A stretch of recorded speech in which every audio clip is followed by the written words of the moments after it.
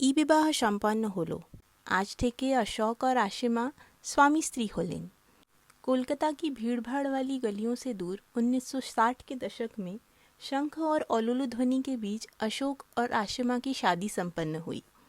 आशिमा बेहद शर्मीली पर समझदार लड़की है। उसने अपना सारा जीवन कोलकाता में ही बिताया है। अशोक अपनी पढ़ाई लिखाई के लिए अमेरिका गया था, अब वहीं नौकरी करता है। शादी के बाद आशिमा अशोक के साथ पहली बार अमेरिका गई। पराए देश की ठंडी सड़कें, अजनबी चेहरे और अकेलापन उसे डरा देता है। तब अशोक उसे सहारा देता है। यहाँ रहोगी तो सब अपना लगने लगेगा और मैं तो हूँ ही तुम्हारा ध्यान रखने के लिए। कुछ समय बाद अशोक और आशिमा का बेटा पैदा होता है। भारत में नामकरण संस्कार एक बहुत बड़ा उत्सव होता है।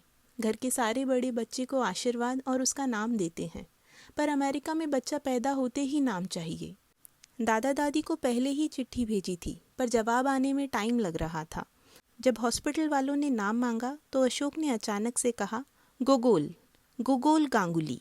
ये नाम किसी को भी समझ में नहीं आया, आशिमा को भी नहीं, पर अशोक के लिए नाम खास था। अशोक के बचपन में एक ट्रेन हादसा हुआ था।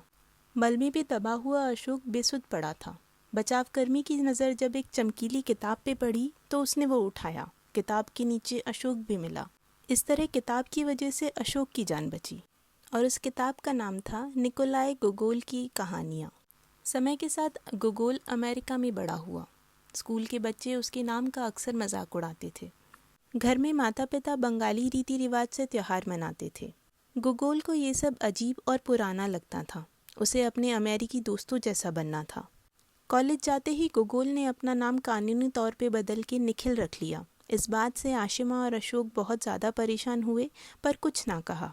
निखिल का जीवन आगे बढ़ा और वो मैक्सीन से मिला, एक आज़ाद ख्याल अमेरिकन लड़की। पर इसी बीच दिल का दौरा पड़ने से अशोक की मृत्यु हो जाती है। इस बात से गोगोल टूट जाता है। परिवार के दबाव के चलते गोगोल की शादी मौसमीन से होती है, एक भारतीय बंगाली लड़की। शुरुआत में सब अच्छा रहता है, पर आपसी मतभेदों के चलते दोनों की शादी टूट जाती है। अब गोगोल अपने माता पिता के घर लौट आया है। घर में एक अजीब सा खालीपन है। पिता की टेबल पे रखी हुई एक किताब उठाता है, निकोलाई गोगोल की कहानियाँ। किताब पढ़ने के बाद गोगोल को एहसास हुआ कि उसके पिता उससे बेहद प्यार करते थे। वो सिर्फ उनका बेटा नहीं था, बल्कि दूसरा जीवन था। उसका नाम गोगोल एक याद, एक कर्ज था। मेरा नाम है प्रियंका शर्मा और मैं किताबें पढ़ती हूँ। और ये किताब थी झुम्पा लाहिरी की लिखी हुई द नेमसेक। Thank you.